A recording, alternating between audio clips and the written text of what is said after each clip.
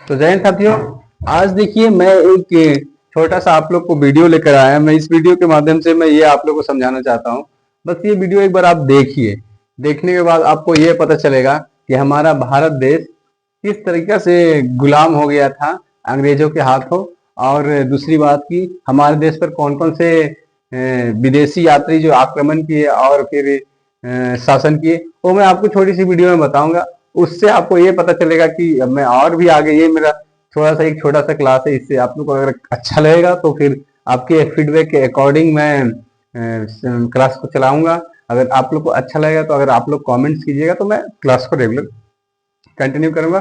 तो मैं इस मैप के द्वारा मैं ये समझाना चाहता हूँ कि हमारे भारत देश कैसे अंग्रेजों के हाथ है, पुर्तगालियों के हाथों और डच के हाथों और फिर आपके फ्रांसीसियों के हाथों गुलाम हो गया था। फिर लास्ट में आपके भारत देश में पुर्तगालियों का 1961 से गोवा से 1961 में गए और अंग्रेजों का शासन कैसे बना वो मैं आपको समझाता हूँ।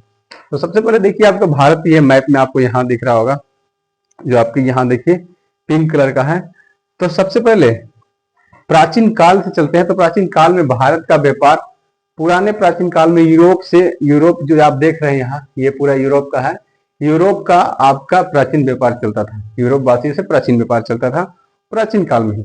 लेकिन क्या हुआ, कुछ समय के बाद क्या हुआ, प्राचीन काल के बाद कुछ समय के बाद क्या हुआ कि आपके देखिए भारत और यूरोप के बीच में एक तुर्की देश है। तुर्की देश में एक नया धर्म स्थापित हुआ जिसको बोलते हैं आपके उस्मानिया सल्तनत धर्म, यानी कि मुसलमानों का यह धर्म था। उस्मानिया सल्तनत धर्म की स्थापना कब हुई, तो आपका 1400 आपके 87 में हुआ स्थापना। 1487 में स्थापना हुई, उस्मानिया सल्तनत का स्थापना हुई। तो फिर उसके बाद क्या हुआ, सॉरी 1483 में हुआ कि भारत और यूरोप का बीच का जो मार्ग, जो समुद्री मार्ग, पहले स्थलीय मार्ग से वो व्यापार करता था। तो क्या हुआ कि ये उस्मानिया सल्तनत था वो भारत के स्थलीय मार्ग से तुर्की लोग को क्या व्यापार करने से मना कर दिया। तो यहां से जब व्यापार करने के लिए मना कर दिया तो फिर यहां से पुर्तगाल में ये बात चलने लगा यूरोप में पूरा कि अब भारत को समुद्री रास्ता की खोज करना है।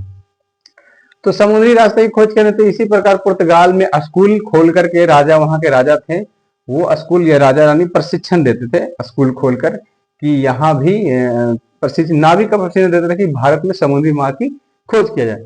तो फिर आपके 1487 में देखिए यहाँ पे पुर्तगाल, बगल में स्पेन है आपके, ये येलो कलर का स्पेन है और फिर पिंक गुलाबी है पुर्तगाल। 1487 में यहाँ से निकले बार्थोलोमियो डियाज, वो आपके इस मार्ग से होके आपके पहुंच गए साउथ अफ्रीका के सबसे निचली छोर पे। यहाँ वो पहुंच गए बार्थोलोमियो डियाज, और यहाँ के बाद उसे मार्ग पता नहीं चला। फिर इसी को लास्ट बिंदु इनका नाम दिया केप ऑफ हुड होप, जिस आशा अंतर्द्वीप की संज्ञा दी, केप ऑफ गुड होप। यहाँ पहुंच गया। यहाँ से बार्थोलोमियो आगे नहीं बढ़े। फिर दूसरी बार आपके स्पेनी यात्री कोलंबस 1492 में भारत की खोज करने निकली समुद्री मार्ग से, लेकिन कोलंबस दिशा भटक गया और जाने का इस साइड में, वो चला गया इस साइड में, वो पहुंच गया अमेरिका। और अमेरिका को खोज किया कोलंबस 1492 में, वहां के लोग को रेड इंडियन कहा। फिर कुछ समय बाद जब भारत की फिर भी खोज नहीं हुआ समुद्री मार्ग से, तो फिर आपके बार्थोलोमियो डियाज के बाद आपके पुर्तगाली यात्री स्पेन चला, स्पेनी यात्री अमेरिका को खोज कर दिया। उसके बाद तीसरी बार निकला वास्को डी गामा पुर्तगाल से। देखिए यहाँ पुर्तगाल से वास्को डी गामा निकले, मई 1498 में निकले, और वो बार्थोलोमियो डियाज के मार्ग का अनुसरण किया और पहुंच गए केप ऑफ गुड होप के पास। केप ऑफ गुड होप के पास पहुंचने के बाद वो वहां से वो अरब सागर, हिंद महासागर में पहुंच गया। और हिंद महासागर में वो गुजरात के कुछ मछुआरे थे जो कि मछली पकड़ रहे थे, वही केरल के रास्ते, भारत का मार्ग बताया और वह केरल के काले तट पे पहुंच गया। केरल के काले तट पे जैसे ही वास्को डी गामा पहुंचा तो केरल के राजा जमुरीन से वह मुलाकात किया, और जमुरीन ने उस वास्को डी गामा को भव्य रूप से स्वागत किया। इससे जब वास्को डी गामा को जब जमुरीन ने भव्य रूप से स्वागत किया तो भारत में अरबी मूल के व्यापारी ने इसका विरोध किया कि अब वास्को डी गामा जब भारत में आ गया, तुर्की का था, ये आपका यूरोप का था, और अरबी मूल का व्यापारी ने इसलिए विरोध किया कि अब मेरा व्यापारी क्षेत्र में एक और नया कंपटीटर आ रहा है। फिर यहां से कुछ दिनों के बाद वास्को डी गामा वापस यूरोप लौट गया। अब जैसे ही यूरोप के मार्केट में गए, यहाँ से कुछ मसाला वो लेकर आया था वास्को डी गामा, और यूरोप के मार्केट में जैसे ही पहुंचा तो क्या हुआ कि उस मार्केट में वो मसाला को सेल किया, बेचा, तो उसे पूरा व्यापारी जाने और आने में उसे 61% का प्रॉफिट हुआ। अब 61% का प्रॉफिट हुआ, इससे यूरोप के मार्केट में पूरा खलबली मचिया कि भारत के साथ मसालों को लेकर व्यापार स्थापित करना है। फिर उसके बाद दूसरी यात्री दोबारा भारत जाने वाली यात्री थे अल्ब्रेज कैब्राल, वो भी पुर्तगाल के ही थे। अल्ब्रेज कैब्राल ने भारत में 1500 ईस्वी में भारत पहुंचा, और फिर यह बिना इजाजत के वहां केरल के राजा जैमुरीन के बिना इजाजत के यहाँ व्यापारिक कारखाना खोल दिया। व्यापारिक कारखाना बिना इजाजत के खोल दिया, तो जब पता चला जैमुरीन को कि बिना इजाजत के अल्ब्रेज कैब्राल ने व्यापारिक कारखाना खोल दिया, तो उस कारखाना को वह बंद करा दिया, जिससे क्या हुआ कि भारत और यूरोप के बीच का संबंध खराब हो गया। फिर अल्ब्रेज कैब्राल पुनः वापस यूरोप लौट गया। उसके बाद जब